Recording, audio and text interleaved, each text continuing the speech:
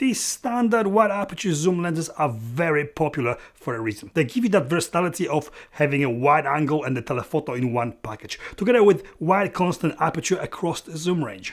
Tamron has been on the scene with their superb 28-75mm f2.8 for a while now, but currently other brands have been catching up, so they had to do something different, something to put them firmly on the map again, and this is the result. The new and updated version, modern classic Reborn, Tamron 28-75mm f2.8 III VXD G2 for Sony E-mount cameras.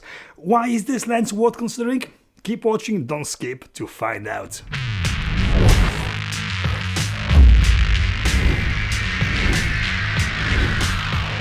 When I started shooting with this lens 3 weeks ago, I knew that it is going to be good, but didn't really expect that it is going to be this good.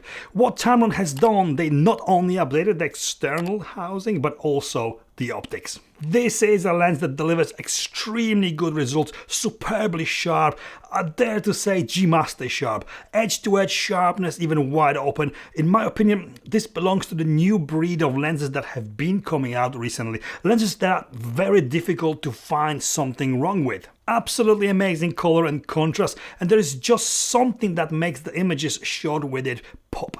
Autofocus is what you expect from a premium lens like this, fast and super accurate.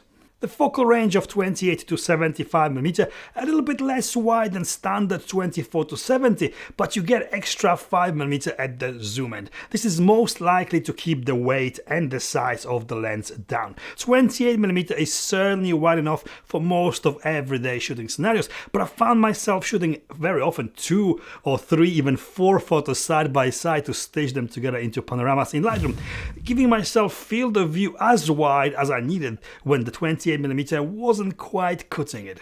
I must admit that I do love shooting at the long end of the zoom with this, and I really like the lens compression it creates. Really nice, round, clean looking bokeh. Not really surprised here. The minimum focusing distance of 18cm at wide end and 38cm at 75mm is closer than with the previous version, making it a great lens for close-up shooting and making it more versatile overall. There's very little chromatic aberration visible, not obtrusive at all. Glaring is very under control, but there's some weird flaring visible in the photos and videos when shooting directly into the sun or bright light sources. Unusual for sure, but not a problem, not a huge one anyway. The video performance is very good too. The AF is very quick and smooth, way above average, but totally on par with this new breed of lenses coming out now. They just simply work as you always expect the lenses to work, without any surprises or shortcomings. The biggest update and what makes this lens very special is the USB-C socket on the lens and the free Tamron utility software. There's no need for expensive docks, and the software does way more than just update the lens's firmware. You can obviously update the firmware through it, but also change the lens's functionality. You can program the focus set button, this one, to switch from autofocus to manual focus, or just leave it to be assigned to whatever you need it to do via the camera. Through the software, you can change the focus ring to change the aperture width. Very handy if you control your brightness when filming with aperture, or for much quicker changes of aperture when shooting photos.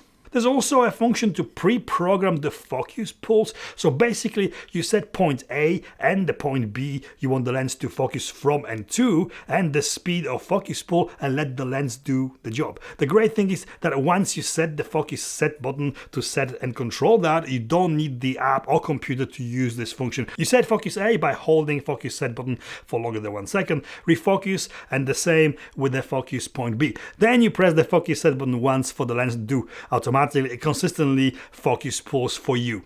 Genius. Also, you can change the manual focus ring behavior from non-linear to linear. This is a big one for all filmmakers. Non-linear focus ring behaves dependently on the speed or velocity of you turning it. Basically, it is very difficult to do consistent focus pulls when manually focusing while filming. This can be changed to linear via the utility app, and the lens will behave more like old school lens or cine lens. And then you can repeat consistent focus pulls every single time. There's some focus breathing visible flexible, not huge, acceptable in most of filmmaking situations. You can also preset specific focus point and call it with the press of just one button, that one button. For example, you could defocus completely and call it when using in-camera transitions, so you move the camera and it will just come out of focus to a certain point, or set focus to infinity for night photography when acquiring the focus automatically might be more difficult. One press of the button and it is set. Very, very neat. The software allows you to save and load all the presets, so you could create presets specific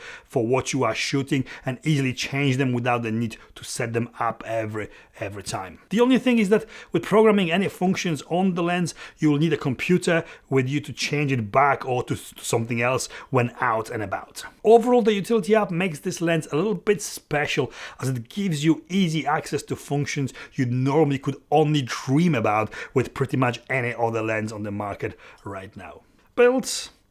The nicest thing about all Tamrons, well, almost all Tamrons, is that they are made to the same recipe. Very similar looking for sure, but also all of them sharing the same filter thread of 67mm. So if you are using multiple Tamron lenses, you don't need to have multiple filters or use step down rings. They all have the same filter size. Fully weather sealed, and the lens is fairly small, weighing only 540 grams. Certainly light enough to use it on a gimbal. Focus set button, this is usually called focus hold button, and it can be, as normal, programmed via the camera to do different things, but also, as I have talked about it earlier, via the Tamron lens utility. Weather sealed USB-C socket to connect lens to the computer, and that's it. Lens extends when zooming in, but not hugely, and both zoom and focus rings are very smooth. Price.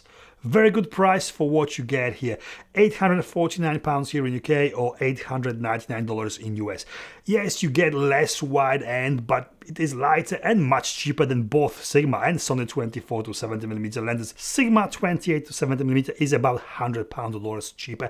It's not weather sealed and not as versatile as this. The Tamron utility app makes this really a better option overall. Is it good value for money? If you need a lens that is top-notch quality, then yes, great value for money, absolutely. Conclusion, it delivers outstanding results. It is fairly light, very good size, perfect all-rounder for under £1,000 or dollars. That utility software and the functionality it brings to the lens make it really a better option than anything else on the market. It is a lens perfect for all kinds of photography and video, perfect for just one all-rounder lens when traveling, and so much more. This is gonna become a modern classic very quickly, if it hasn't already. Highly recommended. And this is it from me. I hope this video was in any way helpful or entertaining. If it was, please give me the thumbs up, follow me on Instagram, consider subscribing, and I'll see you next time. I found myself shooting very often 2 or 3, even 4 photos side by side to stitch them together into panoramas in Lightroom when I ran out of breath. Too many words. Then you press the focus set, then, oh no, the software, I said that a moment ago. Am I repeating myself?